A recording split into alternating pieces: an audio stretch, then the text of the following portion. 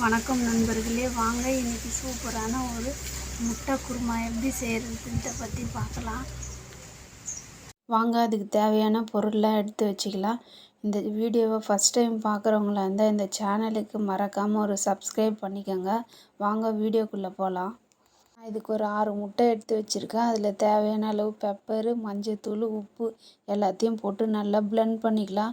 Blend பண்ணிட்டு ஒரு பாத்திரம் இல்லைன்னா ஒரு கடாய் ரெண்டுத்தில் எதனா ஒன்றுத்தில் கொஞ்சோண்டு தண்ணி வச்சு அந்த தண்ணி நல்லா கொதித்ததுக்கப்புறம் பிளெண்ட் பண்ணி வச்ச முட்டையை அதில் வச்சு வேக வச்சு எடுத்து வச்சுக்கலாம். இன்னும் ஸ்டவ்வில் கடாயை வச்சு அதில் எண்ணெய் ஊற்றி கொஞ்சம் சோம்பு, கொஞ்சம் சின்ன வெங்காயம், இஞ்சி, பூண்டு, பச்சை மிளகா, அதுக்கு கொஞ்சம் தேவையான அளவு கருவேப்பிலை, அதுக்குள்ளே தக்காளி, தேங்காய் ஒரு அரை மூடி தேங்காய் எல்லாத்தையும் போட்டு நல்லா வதக்கி ஆற வச்சு மிக்ஸி ஜாரில் போட்டு அரைச்சி பேஸ்ட்டாக எடுத்து வச்சுக்கலாம். இன்னொரு ஸ்டவ்வில் கடாயை வச்சு அதில் கொஞ்சம் கடுகு போட்டு கொஞ்சம் கசகசாவும் போட்டுக்கலாம். போட்டுக்கிட்டு அரைச்சி வச்ச பேஸ்ட்டையும் எடுத்து அதில் கொட்டிக்கலாம். கொட்டிட்டு இந்த கார மிளகாத்தூள் கொஞ்சம் போட்டுக்கலாம். போட்டு நல்லா அந்த பச்சை வாசனை போகிற வரைக்கும் நல்லா வதக்கிக்கலாம். ஏற்கனவே பச்சை மிளகா வேறு போட்டிருக்கோம், தேவையான அளவு மிளகாத்தூள் போட்டுக்கலாம். வேக வச்ச முட்டையை எடுத்து சின்ன சின்னதாக ஸ்லேஸாக கட் பண்ணி வச்சுக்கலாம்.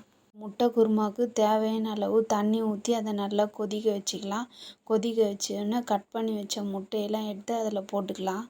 அவ்வளோதான், சூப்பரான சுவையான முட்டை குருமா ரெடி. இதில் கொஞ்சம் கொத்தமல்லி தூவி இறக்கிக்கலாம். இந்த வீடியோவுக்கு மறக்காமல் லைக் பண்ணுங்கள், ஷேர் பண்ணுங்கள், கமெண்ட் பண்ணுங்கள். பாய், அடுத்த வீடியோவில் பார்க்கலாம்.